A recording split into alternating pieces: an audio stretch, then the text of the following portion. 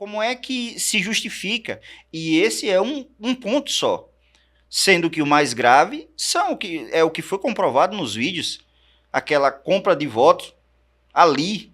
Então, assim, a justiça eleitoral, eu quero saber o seu sentimento do que é que você espera da justiça enquanto cidadão, não enquanto figura pública, porque até agora você falou enquanto figura pública, enquanto político. E a gente sabe que existe a figura do político e a figura do cidadão. Eu quero saber de você. Eu e todo mundo que está assistindo. Olha, veja bem, eu entendi, mas eu não posso separar o cidadão do político porque eu sou suspeito em falar. Eu seria o principal, talvez, beneficiado com a justiça sendo feita, né?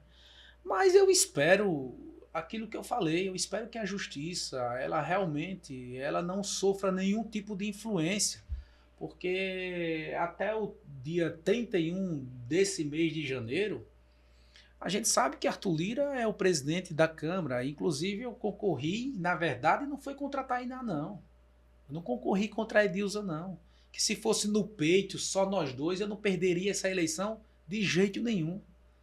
Nós ganharíamos com uma boa diferença de voto, porque eu não troco o trabalho que eu fiz, toda a história que eu tenho, a forma que a gente conduz com as pessoas, assim, com sinceridade, com generosidade, com solidariedade. Eu não troco toda a minha história pela forma que eles tratam as pessoas.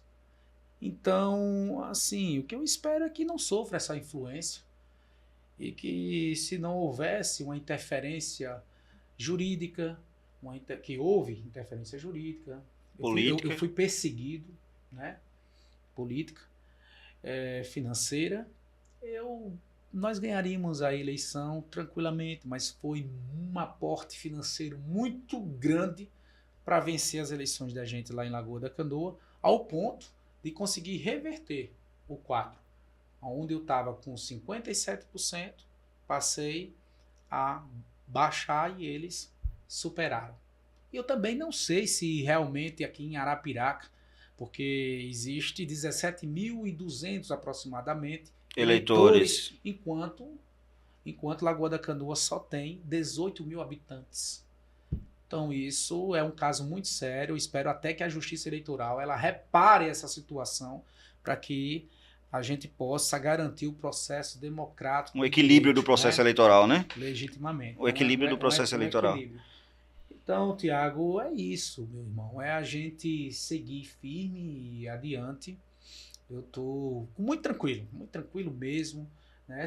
Infelizmente, eu não posso contribuir mais com as pessoas, aqueles que realmente esperavam o Jairzinho prefeito e que eles têm acesso e têm confiança no trabalho para que eu pudesse contemplar de maneira mais efetiva e objetiva na vida deles, mas eu seguirei fazendo oposição e a prefeita usou o discurso de posse, eu não sei se foi do discurso de posse, usou a palavra até mais do que a Edilza, porque a Edilza ela precisa se comunicar melhor com as pessoas, poder aparecer melhor, porque ela é a prefeita, ela tem que se colocar como prefeita, né?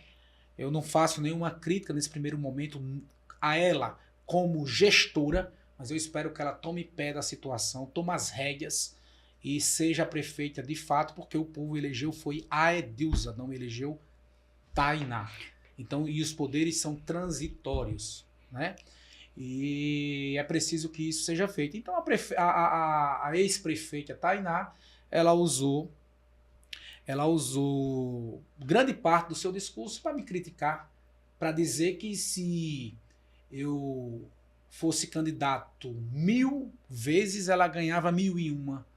Eu quero só dizer a Tainá, ex-prefeita, agora secretária de governo, porque não consegue ficar longe da prefeitura, tem que estar perto para estar vendo. Na verdade, com desconfiança da Edilza e do Elialdo. Tem que estar perto, tem que estar dentro da prefeitura para segurar, inclusive também falando que a Secretaria de Educação também é na mão de Tainá, porque é da Joana, que está numa boa o que é que não é na mão? O que é que não é na mão nesse secretariado? A prefeitura A Edilza só foi nomeada e quem manda em tudo é a Tainá. E o Elieldo vai aturar até quando isso? Porque eu escuto muito na cidade, eu converso com as pessoas. O Elieldo é um político tarimbado. Então, o que eu escuto... que ele vai fazer tomar a pé. Então, o que eu escuto das pessoas é isso. Vou pagar o que eu devo, mas isso aqui é a prefeitura... Eu tenho que trabalhar para o povo, né? Eu tenho que trabalhar para o povo, porque, como eu falei, Edilza só foi candidato por força... Da falta de opção. Do acaso. Então, você acha que nesse cenário, nessa composição, pós-eleição e agora com toda a prefeitura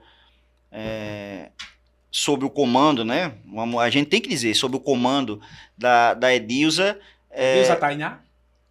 Ou Tainá é Edilza?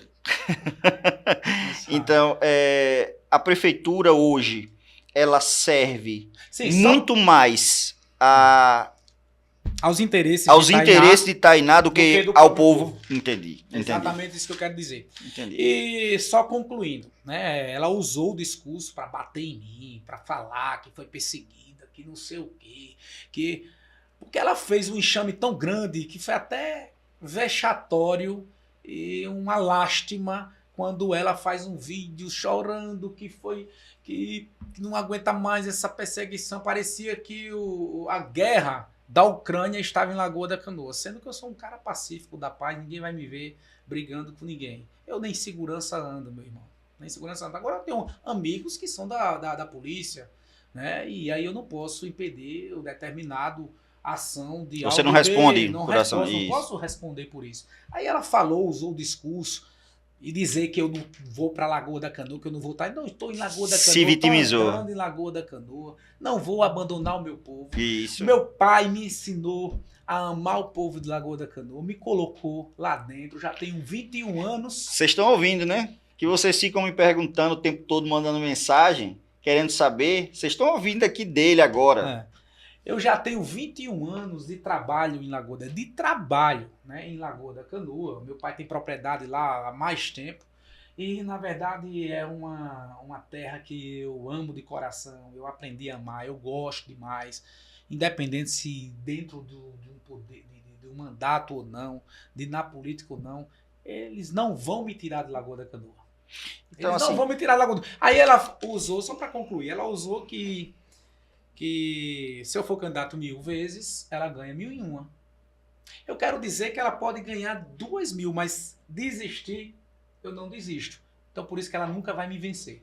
Porque eu nunca vou desistir, meu irmão. Aí é onde eu entro nessa questão da importância, digo até que fundamental, do papel de vocês nessa eleição, porque a Tainá ela não tinha lastro político nenhum. Né? Porque a gente não pode. Uma coisa é o lastro político que pertencia, não sei o tamanho que é hoje, dessa importância, acho que muito menor,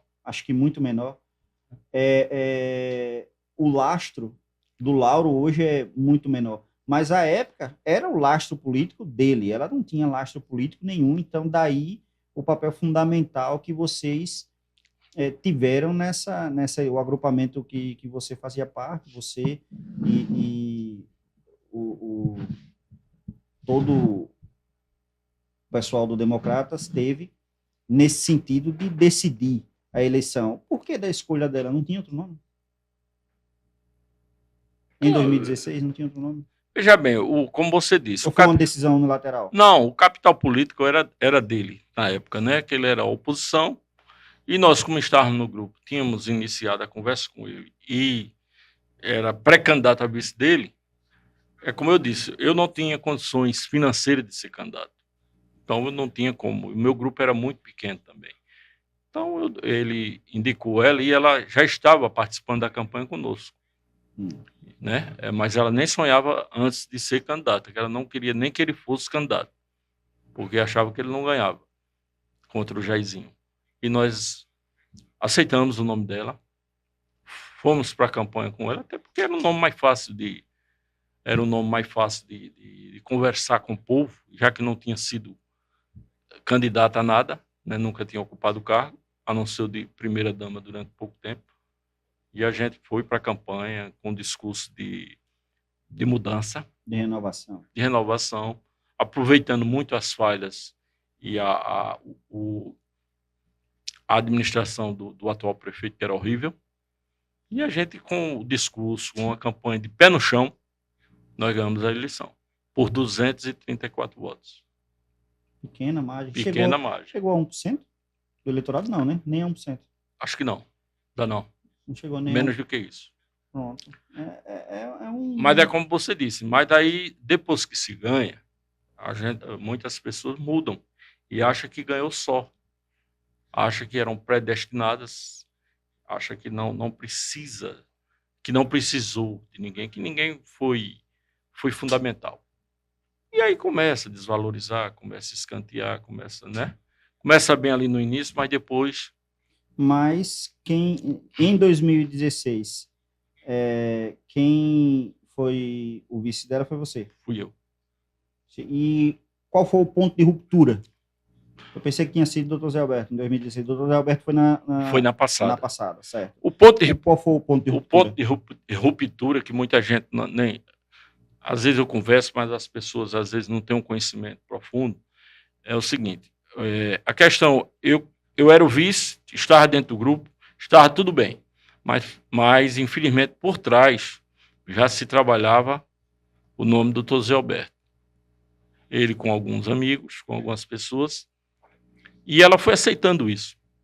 Então, não foi o fato de eu ser substituído, foi o fato assim da forma como foi conduzido o processo de substituição, sem o menor respeito, sem a menor consideração.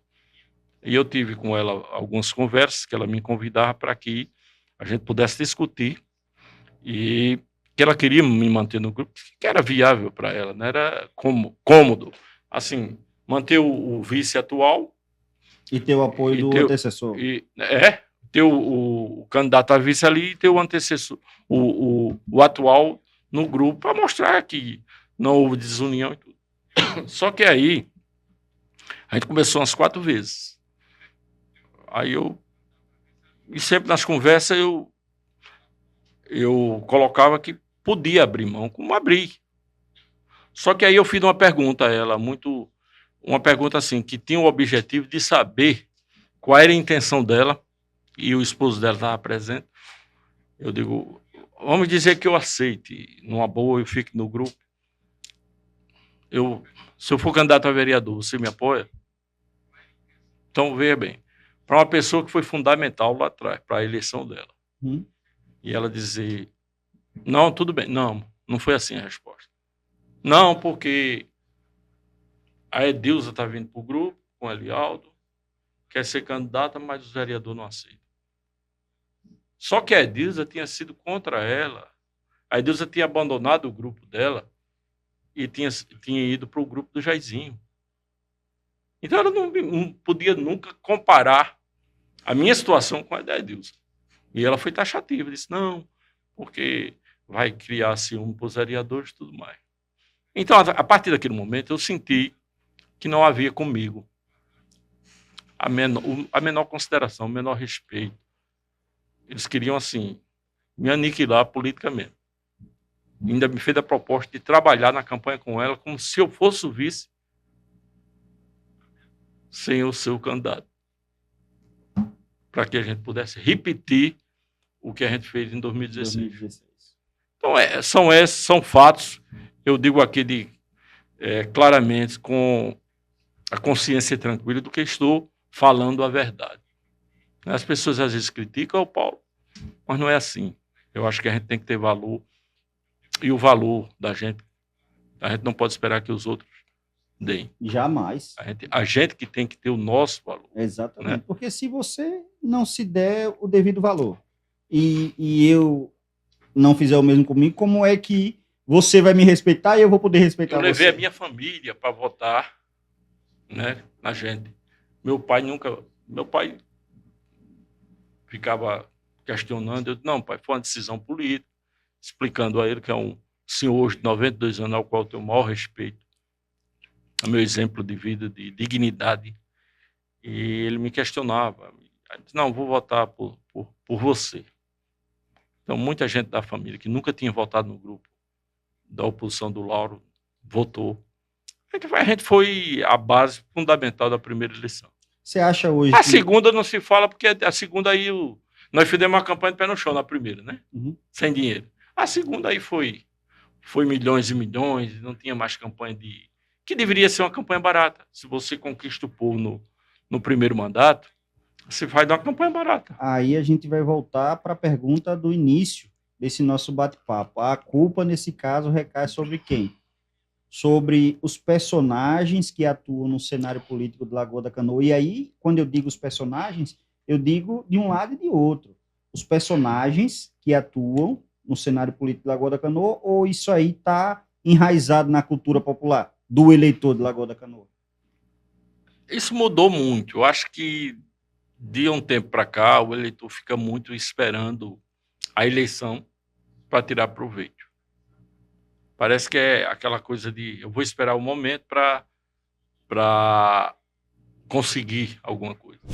Como eu não ofendo a honra objetiva nem subjetiva do cidadão, Perfeitamente. eu não entro na vida pessoal dele, eu não quero saber se o político ele é corno, se ele é viado, se ele é... Não importa se ele usa droga, para mim não importa isso. Eu quero saber se, durante a gestão pública, se a atitude dele, se os atos que ele está praticando está dentro do que diz a Constituição e as leis. Essa mesma linha de comunicação a gente vai poder usar no nosso programa amanhã? Perfeitamente. É assim que vai ser. Muito bem. Certo? E aí o que é que acontece? E aí o que é que acontece? Estou até olhando aqui meus cabelos. Pergunta, Jean, como diz. E aí, Como é que Jean, tá, Jean? O alinhado? cabelo aqui, tá tudo bem? Beleza. Então, veja bem, chega 2024, né? Chega 2020, e aí o Valberto me convida a integrar o gabinete, né? Quando ele me convidou, ele disse, olha, André, eu quero formar aqui um grupo, né? Uma comissão para a gestão, e eu quero que você faça parte, você não vai ser secretário, que também nem com o Valberto, nem com o Luciano, nem eu pedi, nem ele ofereceu, e não foi essa a condição para votar em nenhum dos dois. Foi de Convicção. Convicção política. Convicção. mesmo. Eu imaginei que Valberto seria um bom candidato. Foi o meu caso também. Luciano, por mais que eu tivesse alguma admiração por ele naquele momento, ele não tinha definido, passou muito tempo para decidir. Então, eu, por questão de honra, de palavra, eu sou uma pessoa dessa forma, e politicamente nunca deixei de ser assim. Eu segui Valberto em 2020, fui trabalhar na gestão de Valberto, fui como coordenador no gabinete, mas era assim, sabe, Tiago? Era um cargo que eu depois passei a perceber que era apenas para eu ficar calado, apenas para eu não atuar sem na participação tribuna. Nenhuma. Eu não podia ajudar orientando, eu não podia aconselhar. Eu via os secretários fazendo merda e a gente não poder dizer nada. Mas você acha que essa orientação partiu de quem? Hoje ele não é mais político. Olha, continua sendo político, ele não é mais eu prefeito. não sei se era, eu sinceramente não sei se era do próprio prefeito ou se os que rodeavam ele, que não gostariam de ter alguém com um pouquinho de conhecimento. É aquela história da terra do cego, quem tem um olho é rei. E quem mandava na gestão? Era o filho. O filho dele é que decidia. Luan. Muitas das vezes a decisão era tomada pelo prefeito e o filho desfazia. Ou então ele até sabotava. Era interessante aquilo ali, porque chegava a ser uma tática de autodestruição. Eu me recordo de um fato de um vereador à época, eu não vou citar o nome do vereador porque eu gosto muito dele, mas ele foi contatado pelo filho do prefeito com a seguinte orientação: vereador, dê um pau na secretária de saúde. E o vereador foi para a Câmara e deu um pau na secretária de saúde do pai. Diga como é que isso justifica. E o vereador foi para a Câmara e deu um pau na secretária de saúde do pai. Quer dizer, isso é algo assim, é você sabotar o trabalho do próprio pai. Na Secretaria de Obras, à época, a mesma forma. Né? O ex-vereador Marcos Graça, que era secretário de Obras, começou um trabalho razoável, um trabalho bacana, verdade. E do meio para frente, meu irmão, veio assim, todas as nuvens negras da gestão pairaram sobre ele. Não veio mais condição, não veio mais cimento, não veio mais efetivo, foi demitido todo mundo, não teve mais material. Como é que o secretário de Obras trabalha dessa forma? Quer dizer, ele foi sangrado, ele foi sabe, sabotaram a gestão de Marcos Graça, e depois a gente ficou com aquela dúvida. Será que foi, e aí eu estou fazendo uma pergunta, será que foi para poder sangrar o cara, queimar o cara, tirar o cara da gestão por conta das críticas e de tudo que aconteceu? Você sabe que em comunicação a gente pode, interrogando, a gente pode dizer tudo que a gente quer, né? E colocar no lugar, o filho do prefeito assumiu a Secretaria de Obras porque tinha uma emenda de 9 milhões do senador Rogério Carvalho para a pavimentação asfáltica dos povoados. Será que foi para isso? Essa pavimentação chegou? Eu não me recordo. Chegou. Começou a obra, teve já a primeira medição ali nos povoados e está aí uma segunda medição. Inclusive foi pauta da Câmara, eu estava presente ontem na sessão e o vereador João Paulo fez esse questionamento. Aliás, o vereador Geno, se eu não me engano, foi a Elso, fez esse questionamento sobre isso e o vereador João Paulo disse, olha, a fase está com uma medição que precisa ser concluída para a Caixa Econômica para pagar a segunda fatura, mas ela já iniciou, embora a ordem de serviço tenha sido dada lá atrás, ela só começou pertinho da campanha, né? Para tentar ver se enganava o povo. Porque a emenda está lá desde 2022 e só começou a ser aplicada em 2024, mas isso foi uma das tentativas aí de ganhar a eleição. Então a gente pode definir a gestão dele como decepcionante. Decepcionante, fraca. Da mesma forma que você, eu trabalhei, ajudei.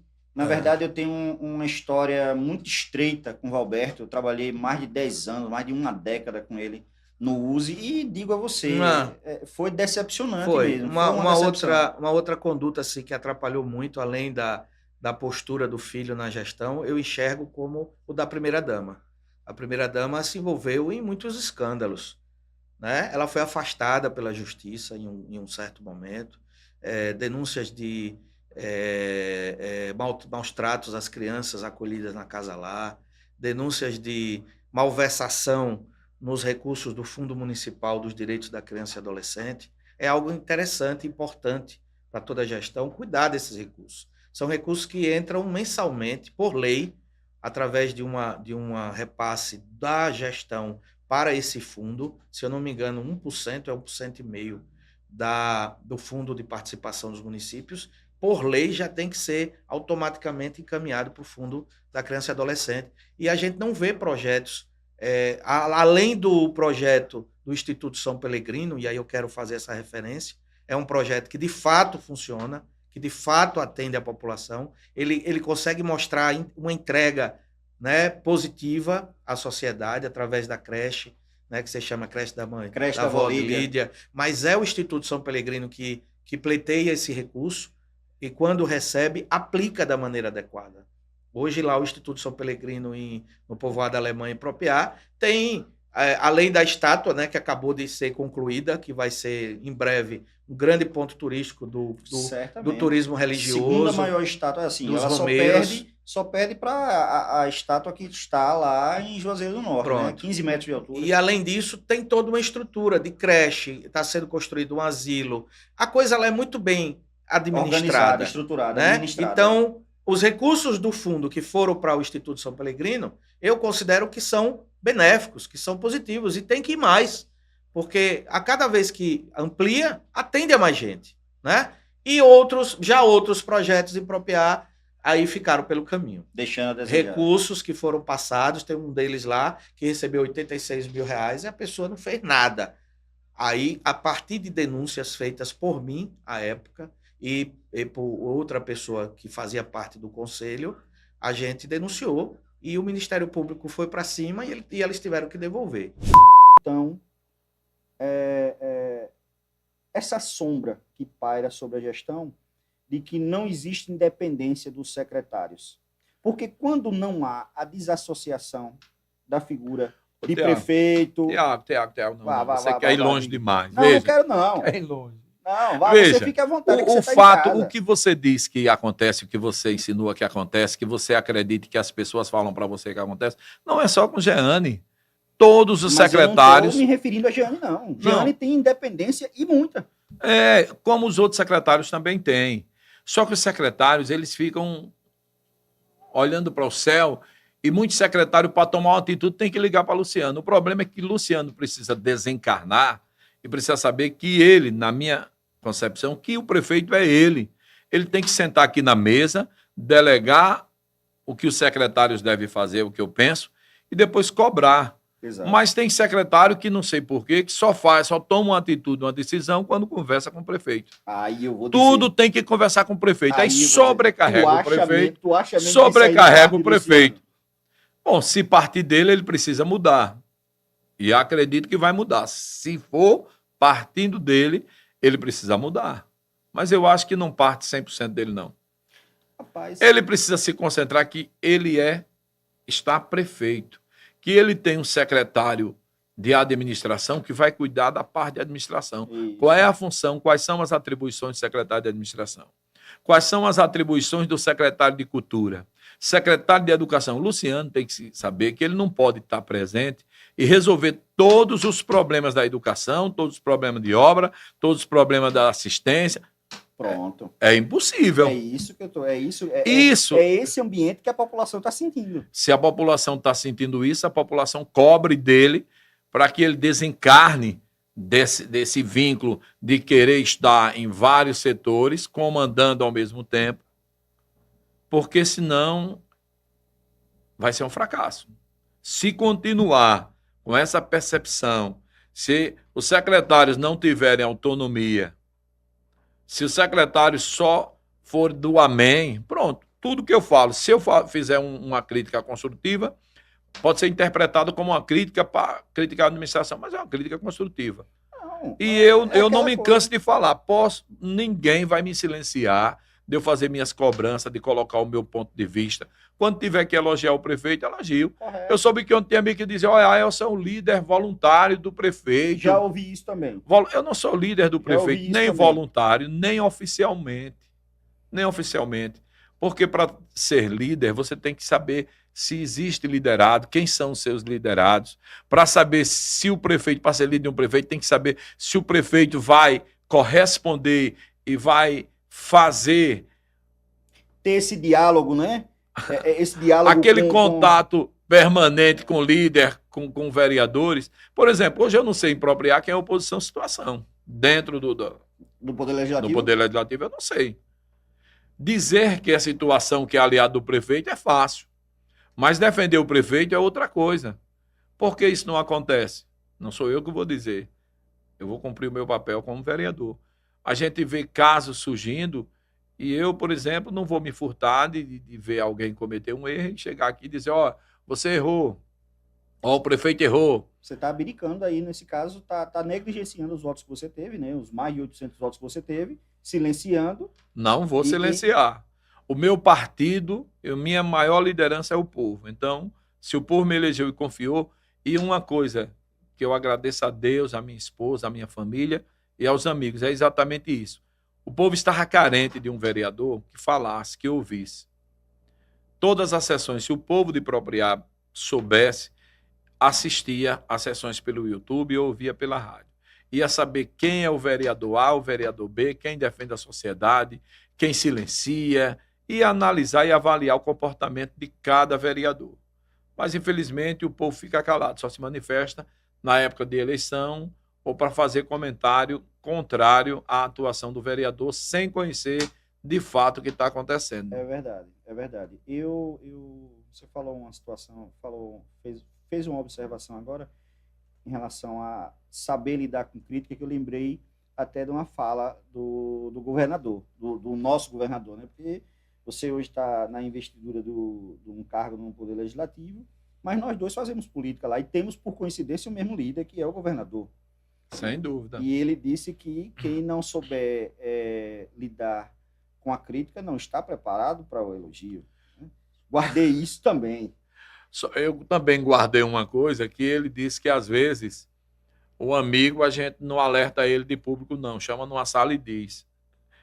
Às vezes, eu fujo dessa regra dele.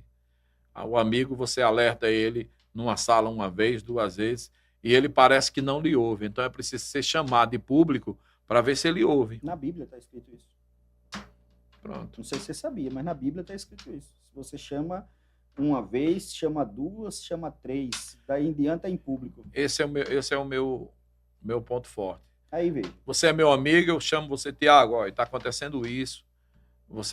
Eu acho que não deve ser assim. O caminho é esse, o melhor caminho. Tiago, vamos avaliar. Você fecha os olhos, faz ouvido de mercador e sai. Tiago, aí vai chegar uma hora, meu amigo, que a sociedade cobra e você vai ter que explicar, você que vai ter que dar uma satisfação.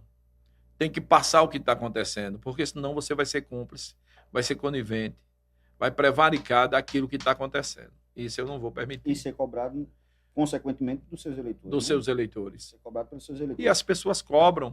E cobram. E cobram. O ambiente impropriar hoje ele está muito mais politizado do que há 20 anos atrás, onde se tinha só uma situação de torcida organizada. Isso é chá, Tiago? É chá, pode tomar. Pode tomar. É bonzinho, que é danado. Rapaz, não é muito bom, não. É isso, rapaz.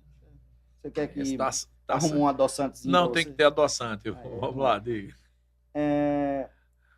Como é que eu posso colocar para você? Há 20 anos atrás, na ocasião até que Luciano foi prefeito, por aproximadamente 2 anos, né, existia um ambiente de torcida organizada, impropriado. Né? Longe, muito longe da necessidade do debate construtivo, o debate baseado em pautas políticas. Ou você era o Nascimento, ou você estava na tocada de Renatinho. Né? Hoje, não é que não exista, mas o ambiente de torcida organizada impropriada. Mas as pessoas estão sabendo cobrar mais. Aí recai sobre o que você disse. Quando você abdica de fazer a crítica, mesmo que crítica construtiva, você vai ser cobrado do próprio eleitor. Sabe o que é que eu observo? Eu observo que Luciano, ele está com a cabeça de gestão, querendo acertar, você bem falou, querendo acertar, mas a cabeça dele está de 20 anos atrás. A cabeça dele está lá em 2004. Eu não concordo inteiramente, não. Em parte, até você pode ter razão em 20%. Luciano está com muita vontade de acertar, a gente percebe isso, eu percebo isso, em poucas conversas. O que ele não está acertando é que ele quer acertar só, no individualismo. Essa é a cabeça de 20 anos atrás. Não, a equipe que ele monta, é tanto que ele monta uma equipe, reúne, olha, aqui eu tenho os melhores secretários. Mas é preciso que os secretários mostrem para que veio. Que é secretário, né? Que estão secretário ali. Que é secretário municipal ou que é secretário do prefeito? Então, secretário municipal. Então, é preciso que as coisas mudem. É preciso, Luciano mudou, quer acertar, agora ele não está acertando, é na indicação dos secretários dele. Tanto é que hoje você pode observar aí, secretário de Cultura e uma secretária só está com 2 partes, ainda falta uma outra para ser nomeada. Secretaria de Agricultura e Pesca, ainda falta nomear um secretário. SMTT tem nomeado o João, que está com a segurança e com a SMTT, mas ainda tem vaga para mais um secretário. Eu acho que ele está aguardando, ver qual o posicionamento. Eu tive informações que está preocupado com as dívidas deixadas pelo prefeito Valberto. Só de dívida da Caixa Econômica, Tiago, de consignados, ultrapassar 1 milhão de dívidas. Eu tive poucas oportunidades de conversar E com hoje, ele, e ele sempre me passou um cenário de herança de dívidas extremamente negativo. Agora, o que falta para ele, que eu cobrei dele outro dia, é o seguinte: ele precisa vir a público e dizer o que foi que achou de Valberto. Quais foram as dívidas? Colocar só carros velhos lá aquela sucata no campo do proprietário não vai resolver. Esse discurso não vai durar muito tempo. Não vai durar. Ele não precisa. Estou fazendo porque estou com dívida. Não, ele precisa esquecer o passado, parar de olhar para o retrovisor, olhar para frente e dizer: olha, não estou fazendo isso porque Valberto deixou isso, mas vou fazer assim. Pronto. O que foi que ficou de dívida? Consignado. Hoje os servidores, eu vi uma nota e confirmei, os servidores já podem ir na Caixa, já vão ter acesso a fazer o seu consignado. Inclusive, semana passada, minha esposa até disse: tente resolver. O cidadão está com a esposa fazendo tratamento, quimioterapia, fazendo num hospital, no cirurgia, precisa fazer uma ressonância e mais 2 outros exames para poder ser transferido para fazer no USE a quimioterapia. E foi fazer um consignado, não conseguiu porque estava bloqueado. Só, se eu quero fazer, minha mulher vai morrer, eu tenho que ajudar. mas não posso porque o consignado está bloqueado. Estava, porque a partir de hoje o prefeito Luciano já pagou. Então são dívidas que o Luciano precisa trazer em público, dizer o porquê. Se está sufocado, se não está fazendo o que o povo quer, ele precisa dizer. Tem coisas que dependem dele, tem coisas que dependem da sociedade. E a sociedade está cobrando muito. Tá vendo vocês? Aí, ó. A gente, o podcast é Bastidores da Política, mas eu havia dito na gravação passada, na edição passada, que a gente ia falar sobre diversos temas. Hoje eu estou conversando com a doutora Renata aqui, a gente está entrando num assunto sobre cirurgia bariátrica, mas eu vou trazer para vocês aqui um amigo meu, um médico, que ele começou a fazer procedimentos aqui em Arapiraca de transplante capilar. Ah, que legal. Transplante capilar. Às vezes é importante falar para poder também orientar as pessoas, informar as pessoas. Exatamente. E como né? eu gosto muito de conversar, então o espaço é esse aí. Exatamente. Produção, Com certeza. eu tenho quanto tempo ainda? Ótimo. Dá para a gente falar da bariátrica. Então, diga aí, Vamos me voltar para a conta. pandemia, né? A pandemia foi uma fase muito desafiadora na vida de muitas pessoas e na minha também. A gente se viu recluso, né, naquele ambiente doméstico e cheio de ansiedade.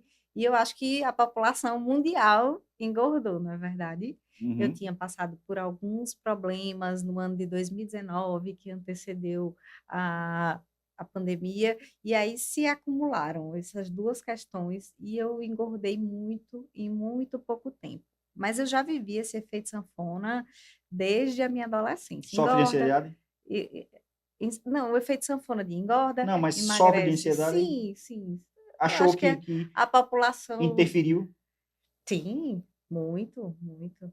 Então, eu ganhei um peso enorme e passei a considerar a bariátrica como uma possibilidade. Só que ainda estava ali naquele finzinho da pandemia e eu, meu Deus, vamos submeter a um procedimento cirúrgico por vontade, né? Aqui ainda está um finzinho de pandemia, o que é que eu faço? E aí eu fazia terapia, levei para minha terapeuta, a gente conversou esse caminho de decisão, marquei a consulta e em 2022 passei pelo processo, né? É um processo demorado, é um processo que exige muita paciência, muita organização, né? Muito controle e nesse processo que são médicos, exames, laudos, psicólogo, enfim, todo o pré-operatório até a cirurgia que eu fiz em julho de 2022. Estava com 95 quilos, hoje tenho 55 quilos, faz 2 anos e 7 meses. Quando você passou por esse processo, o fato de você ter decidido fazer a bariátrica, o fato de você já fazia terapia? Eu já fazia terapia. Facilitou? Muito. Porque assim, eu Muito. imagino a pessoa pronta. Eu passei um período agora recente que vou cortar doce. Vou cortar o açúcar. Aí eu acho que passei uns 45 dias sem comer nada de açúcar. Eu já tomo café sem açúcar, Sim. então eu achei que ia ser fácil. Qual é fácil? E o período que eu como mais e da forma mais inadequada é à noite. Sim. Justamente o que não deveria. Uhum. E aí, nesse período que eu cortei o açúcar... Parece que não tem opção, né? Você fica pronto, não tem mais uma nada. vontade Tudo tem açúcar. alucinada de comer açúcar à noite. Eu ficava assim, meu Deus do céu. Aperreado. E aí, essa porra dessa dieta pra lá, não vou e voltei a comer açúcar, tô comendo açúcar. Mas assim, Eu amo açúcar, né? me explica aí. Como é lidar com o psicológico? Assim, que eu fico tentando entender. Sim. A pessoa que, porra, comia Rapaz, e a vontade de comer e agora reduziu para... o meu processo de decisão ele foi tão profundamente amadurecido que eu não tive nenhum tipo de dificuldade no meu pós-operatório e isso deixa todo mundo impressionado. Mas assim, as coisas que eu mais sofri foram água, porque você fica tomando água de golinho em gole, você sente muita sede. Sério? E isso me deixava, falei, meu Deus, o meu maior sonho de vida era tomar assim um copo de água gelada. Meu Deus, eu sonhava com isso. Isso foi muito desafiador para mim.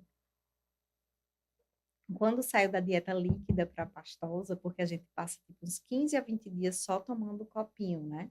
Meu É só líquido. Imagina aí, gente. É só líquido, e é de 15 em 15 minutos. você tem que estar com o cronômetro ligado, você tem que viver em função desse processo. Eu tirei férias e vivi em função do processo. E aí era, tipo, suplemento, whey, um caldinho que a gente faz em casa, que é só um ralinho de verdura, só o caldo mesmo, a aguinha. Mas E é porque não sentia vontade, ou se você ultrapassasse, não pode. se Não pode. se Seu acontecesse. estômago... você vomita. Hum, Você vomita. Se você... E outra, era bem devagarzinho. No comecinho era de golinho em golinho, batia no estômago, aí você tem que se descer. Tipo, os 15 minutos que você tem entre um copinho e outro, você praticamente passa tomando o primeiro meu copinho, Deus entendeu? do céu. É basicamente isso, é um processo de dedicação. Então, como eu fazia terapia, eu estava muito convicta da minha decisão. Eu estava... Quando você vai para a guerra, você fala, eu tô para tudo aqui. Eu quero o resultado. É mentalidade, é mente, sabe?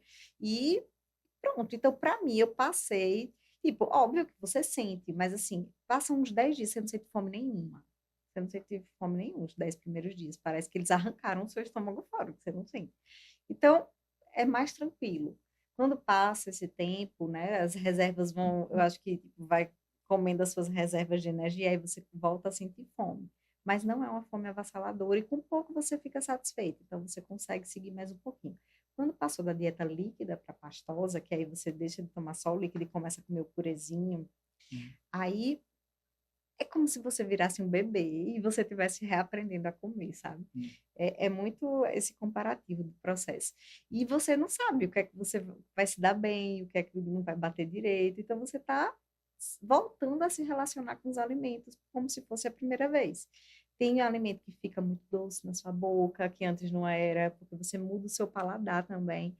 Tem alimentos que não caem mais bem. Mexe com a metabolização. Sim, Totalmente. E aí, na pastosa, eu fiquei, meu Deus, eu não sabia que eu tinha tanta frescura para comer, porque você não se percebe, né? Porque você vive uma vida, a gente vive uma vida muito corrida, né? E assim, muito sem dar atenção para o que a gente faz. A gente não dá atenção para o que a gente come, para nada que a gente Com faz. certeza. A gente Verdade. vive no automático. E a desaceleração da cirurgia faz com que você olhe para a comida. Aí eu comia purê, eu não gosto muito não de purê. E eu não sabia que eu não gostava, porque quando eu comia junto com as outras comidas, só que você ficar comendo só aquela textura, aí eu senti um pouco de dificuldade, mas a pastosa logo passou e a gente foi para uma branda, que era a dieta com pouca comida, mas comida de mastigar. Muitas pessoas relatam para mim, porque hoje eu me comunico na internet falando um pouco sobre estilo de vida saudável, mentalidade, cirurgia bariátrica, mostrando um pouco dessa minha rotina pós-bariátrica. E aí muitos bariátricos acabaram chegando, né, ao meu perfil, e eles conversam muito comigo, pedem muita dica, orientação, e falam muito, Renata, você não teve vontade de mastigar, eu estou desejando. Ah, eu já chorei que eu vi comida. Eu falei, minha gente, eu cada dia mais convicta que esse processo preparatório de mentalidade do pré-operatório, ele é essencial. Porque quando você se prepara, é mais tranquilo de você É enfrentar. porque não tem volta, né? Não tem volta. Tá bom, então É. se você não tiver, como você bem disse, muito convicto Sim, do que você quer e que quer passar por esse processo, isso, sofrimento. eu vejo muitas mesmo já pessoas- vi humoristas, Matheus Ceará mesmo, ele fez um relato de se eu soubesse que eu ia passar Isso. pelo que eu passei, Não tinha feito. não tinha feito. Eu vi essa É, fala eu dele. vi, Disse, não eu vi. tinha feito de jeito nenhum. Eu disse, olha, tá vendo? Eu vi. Uma coisa é, hoje você acha que com a chegada do Ozempic, do Monjaro, facilitou esse Eu processo? Ou você acha que vai, na verdade, criar na cultura de quem deseja comer o efeito sanfona? Porque vai estar a mão... É possível, porque assim, a obesidade, ela é uma doença crônica. Então, não existe remédio que vá curar a obesidade, né? O que vai manter a pessoa sob como é que eu posso? Controle, né? Porque para doenças crônicas a gente está sob controle. Então, eu sou uma pessoa obesa, embora magra, mas estou sob controle. É uma vida saudável. É um estilo de vida que caminhe para a saúde, que é praticar atividade física e se alimentar da melhor forma possível, mais natural possível. Não existe outra forma. As medicações, elas são um impulso, ferramentas. A bariátrica é um impulso, ferramenta. Mas não existe controle de obesidade sem um estilo de vida que seja saudável. Então, no fim das contas, o Ozempic e o Não. Monjaro Eu penso pode que, criar o efeito com sanfona mesmo. Né? certeza, se a mudança de mentalidade não existir, para você entender que você precisa mudar o seu estilo de vida, é um caminho à própria bariátrica. Inclusive, há inúmeros relatos de reganho de peso, porque as pessoas mudaram, fizeram uma cirurgia sem mudar a mentalidade e o estilo de vida. O presidente da Câmara acabou. Então a gente temos que analisar o seguinte: quem manda no político, Tiago, é o povo. Político é empregado do povo. Verdade.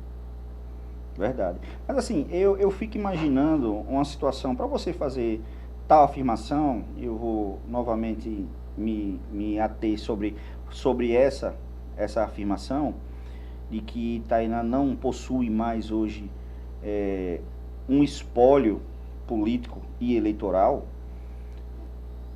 Não é porque esse ditado que eu acabei de citar, que nem vento bate nas costas, que é rolete de cana chupado, ele é relativo, porque quando a gente brinca assim, mas eu acredito, agora falando papo sério, ele é relativo, esses ditados eles são relativos, porque se você faz um trabalho bem feito, na construção de um grupo político que lhe dê solidez na sua liderança, que não seja uma liderança que seja subjugada de alguma forma, por algum mecanismo ela seja subjugada, e você dê espaço a essa liderança encontrar também crescimento dentro da própria base, das suas lideranças, das lideranças que lhe dão sustentação e suporte, você não fica assim como você está dizendo, à míngua. Não concorda, não? Concordo plenamente. Tiago, hoje a política, lamentavelmente, é negócios. Então, negócios como? Com todo respeito, fui convidado até para o aniversário da gestora atual, né, que, como eu disse, que eu não sei se é 2 ou 3, mas fui convidado. Eu não pude ir e, segundo bastidores, Tainá também quer fazer o aniversário dela na Câmara de Vereadores. Por quê? Porque teve o aniversário da prefeita eleita pelo povo, Edilza Alves. Não é porque elas têm um vínculo não de comadre, não, rapaz. Não. A Tainá, lamentavelmente, não está querendo deixar Edilza seguir. E outra coisa, para mim, Tainá é gente boa. Não estou aqui para julgar ninguém. Mas Tainá é uma pessoa muito inteligente. Você disse que ela não possui aliados hoje. Quantos vereadores foram eleitos pela base de Edilza? Hoje, é até engraçado, Tiago, a gente relatar essa situação, né? Hoje teve 7 vereadores eleitos pela base de Tainá, não foi de Edilza. Porque quem fez a campanha foi Tainá, não foi Edilza. Né? Então, 7 vereadores. 7 vereadores. E aí, desses 7, que você acabou de dizer que foi Tainá que fez a campanha. Claro, os 7 já não estão mais com Tainá, estão com Edilza. Estão com quem paga o salário deles. Mas quem paga não é a Câmara? Quem paga é a Câmara, mas bonificação quem dá? Não sei. Quem é? Eu não sei. Bombom. Quando a gente abre uma caixa, Tiago, de bombom, aí tem um bombom premiado. Quem é que dá? Eu também não sei, Papai Noel.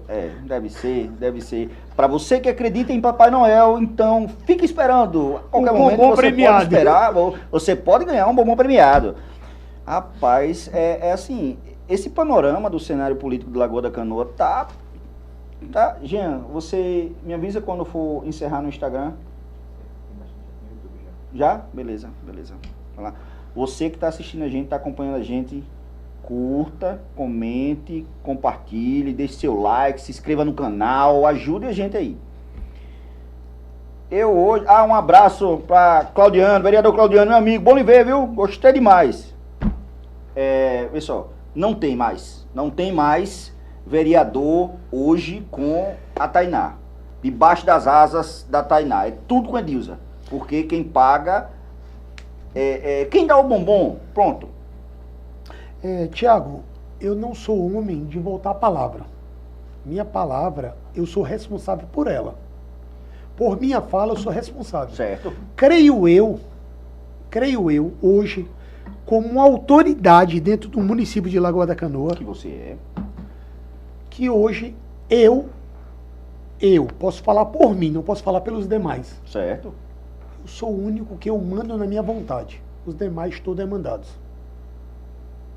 Todos são mandados. Eu mando na minha vontade. A minha vontade é fazer bem ao próximo. Então eu vou continuar, Thiago, fiscalizar. Vou continuar a cobrar. Porque esse é o papel do fiscalizador. E os outros vereadores, os outros seus colegas de parlamento que foram eleitos pelo bloco?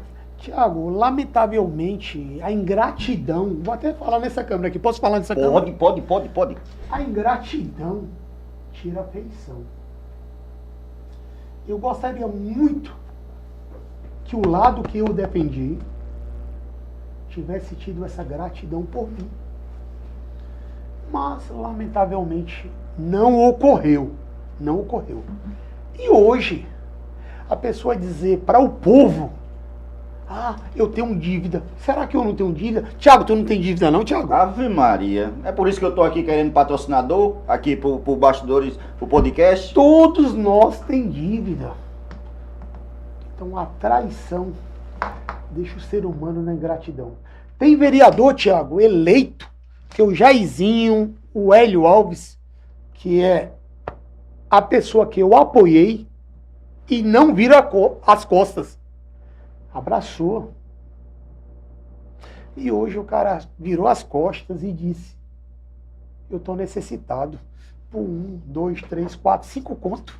Ô, tá mal de amigo você, hein, Jairzinho? Puta que o pariu. Os amigos covardes da peste. Viu? Ô, tá ruim de amigo, hein, Jairzinho? Vamos melhorar essas amizades aí, viu? Ô, então, assim, você, vereador, falou que a gestão ela foi loteada, né?